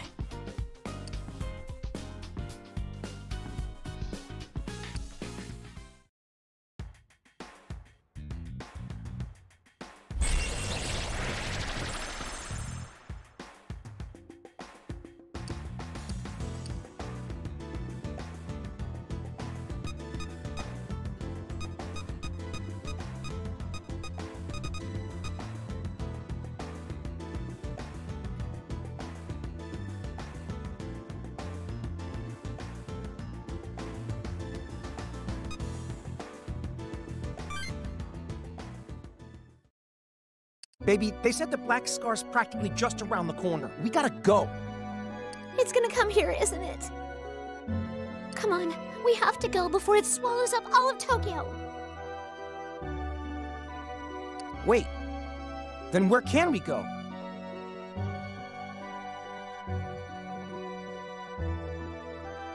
The thing, it's probably everywhere, just waiting for us to try and leave. This might be the end. Will this world ever break free from divine order? Hello, Shining One.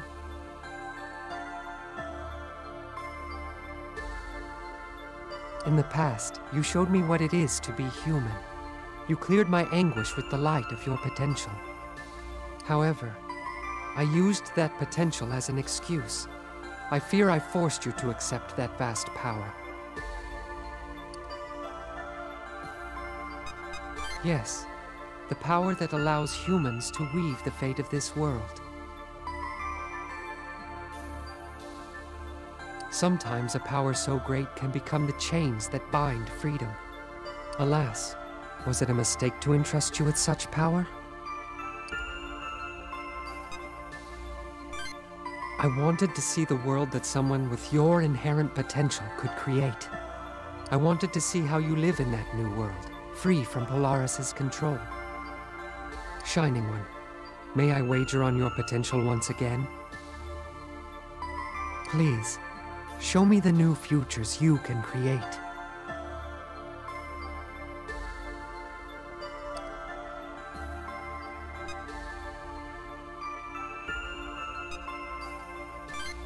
Ah, I knew it was no mistake to entrust this power to you.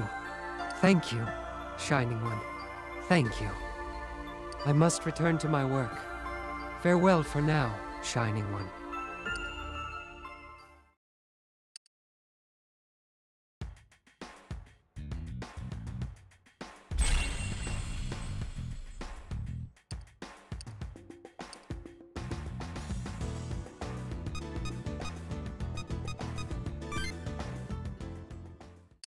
Hello, Shining One.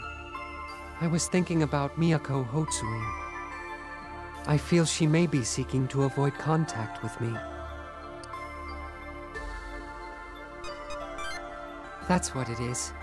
I knew I could depend on you to have the proper answer. She hates me. Now I comprehend why she has been ignoring my presence. I had hoped we had made peace, but she has remained distant. She would not deign to speak with me at all were it not necessary. Even when she does, she keeps her words short and her tone clipped. She wasn't like this when we first met. Tell me, Shining One, have I any faults? Or perhaps we have not truly made peace?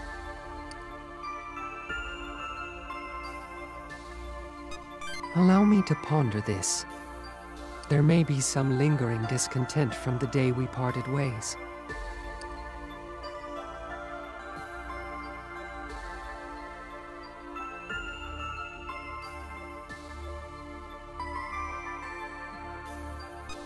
I knew it. When Miyako Hotsuin shared with me her plans to sacrifice herself, and all 13 of you, I was appalled. I told her something she was not glad to hear. I told her I did not approve, as her plans would wipe out the potentials of the Shining One and his friends.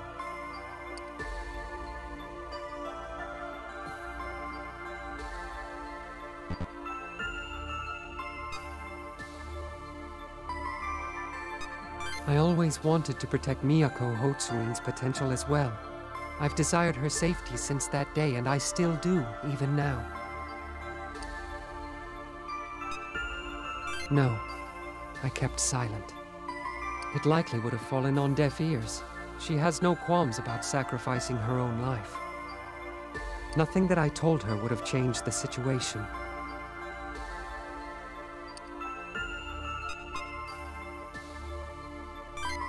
Ah, I believe I see now. I didn't make myself clear to her back then. Is that what you mean? By not being honest with her, I caused her to act this way? Then, she would be more willing to speak with me should I tell her how I truly feel, yes?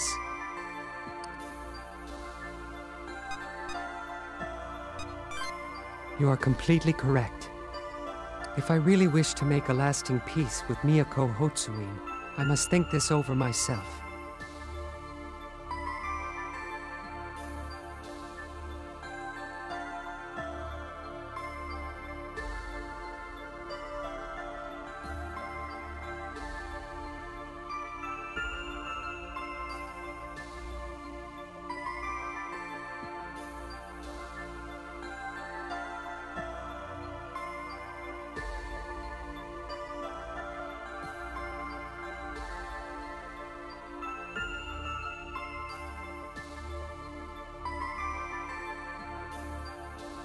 Thank you for the advice, Shining One.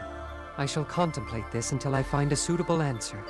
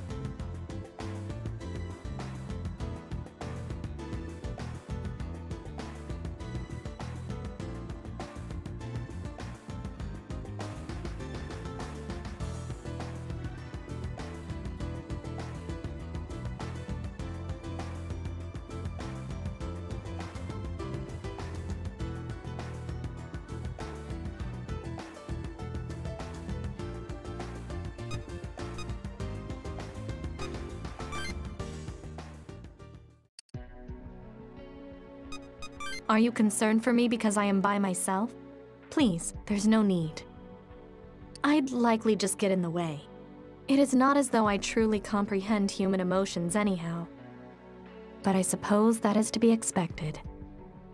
I cannot even comprehend why I have such a fierce desire to protect humanity. Yes, I am merely an entity created by Canopus to fill in for the head of the Hotsween family. I'm sure that even these feelings I hold were simply given to me when I came into existence. And only given so that I could convincingly play my role as a Hotsween. Perhaps it would be best if I told you my story. I've always felt a strong need to protect mankind, as I was groomed to be head of the Hotsween family. These feelings existed long before my awakening as Cor Caroli. I never had any doubt that I possessed the right outlook to lead the Hotsween clan.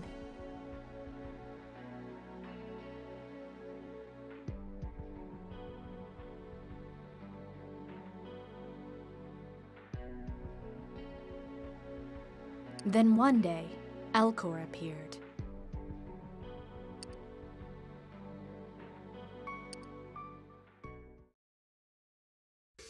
Who are you? How'd you get in here? Or rather, why are you here? You are Miyako Hotsuin, are you not? I am Elcor, a creation of Administrator Polaris. I am one of her swords. Elcor. Administrator Polaris? Swords? Why do I know these words? Am I inhuman?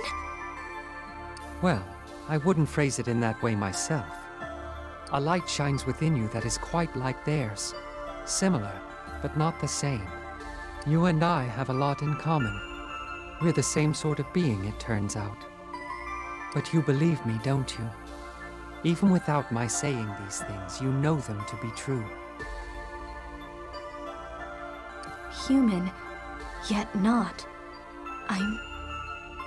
I am Cor Caroli. So that is your true name. It was the divine order of the universe. I was given a place as head of the Hotsween family. I was created to fulfill that role? But if that's true, then my passion, my desire to be a shield for mankind, was that forged as well? I can't answer that for you.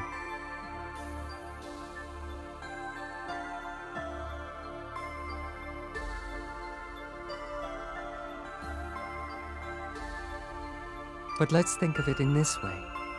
Why do you feel the desire to protect man? I don't know. I can't understand it. I just feel it. And it's because we're engineered, because you aren't exactly human, that you doubt, don't you? You doubt your authenticity. You doubt your feelings. I do.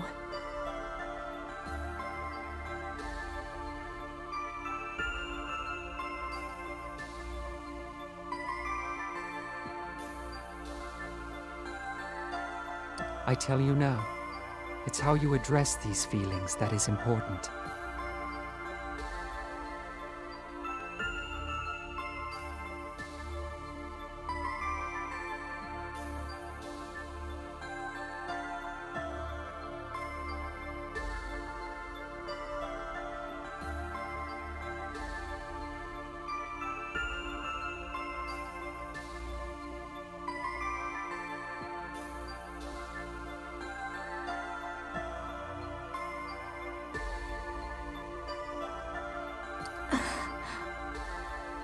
Humans are wondrous, so full of possibility. You are wondrous yourself for wanting to protect them. At least, those are my feelings on the matter, Miyako Hotsuin.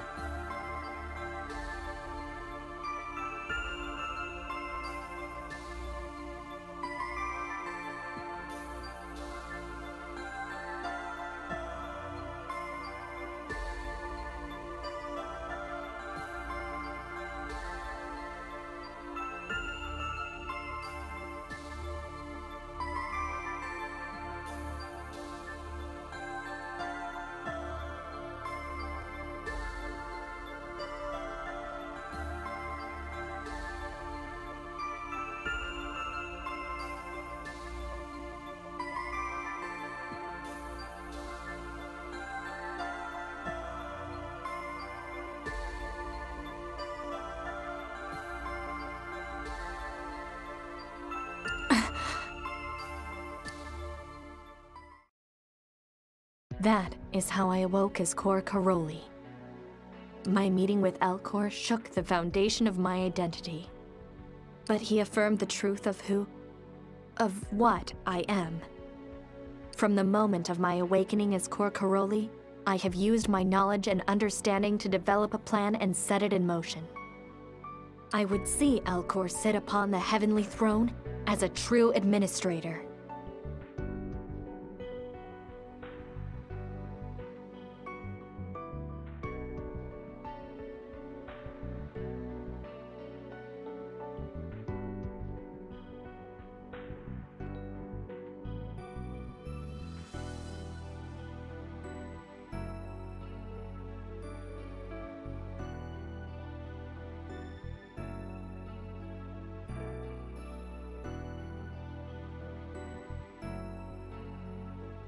However, when he caught wind of my plan, his reaction was not as I imagined. He was cold. I do not approve of your plan. But tell me why? This plan could save the world. We only need to sacrifice you, me, and the 13 people you entrusted with administrative authority. Your plan will crush their potential.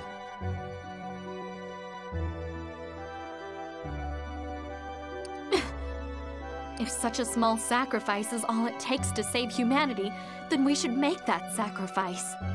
Would you rather see the entire species purged from existence? Of all those in the universe, I thought you would understand. You, who awoke my true self. I'm disappointed in you.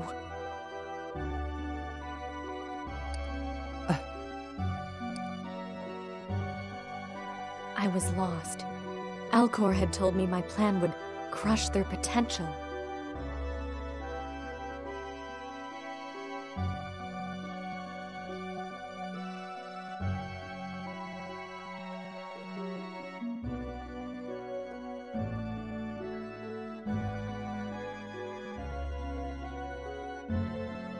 But I was committed.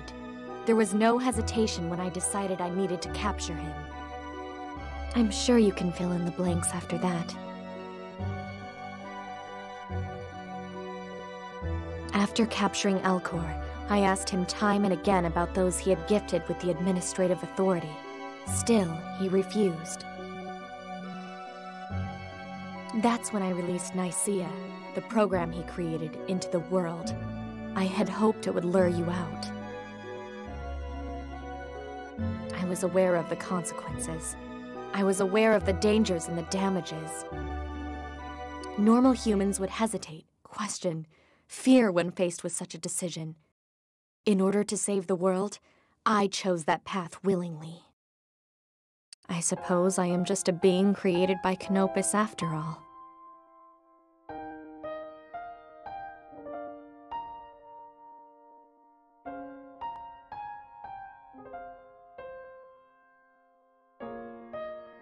It's ironic.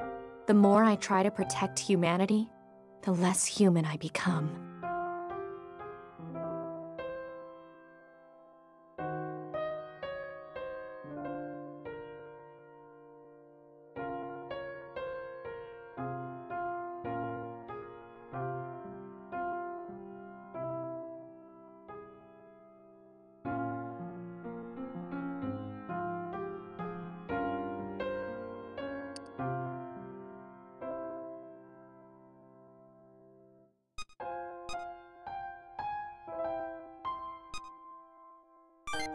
Perhaps. But I am not searching for a resolution to my troubles. My apologies. I may have spoken of myself too much. I wonder why I become so talkative with you. I think I am beginning to understand why Alcor and the others are so loyal to you.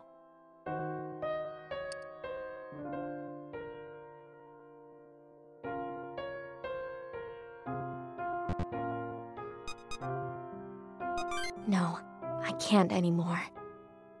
Well then, I should be going. Farewell.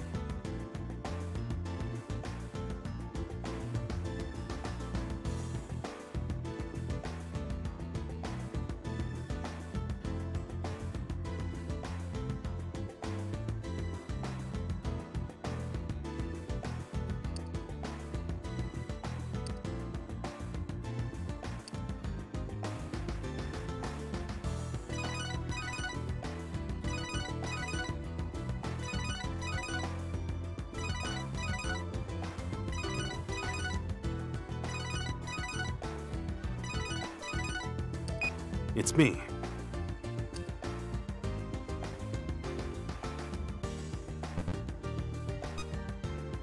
Huh. I think you're right. Not since before the regression.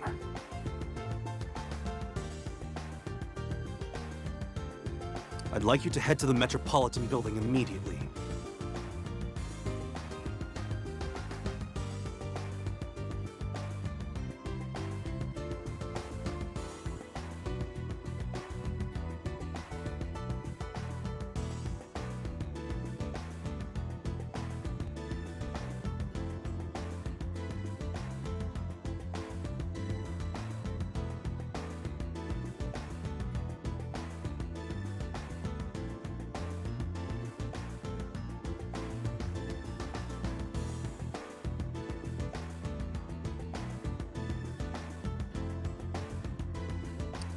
We've just received a report that creatures believed to be shards of Canopus are appearing there.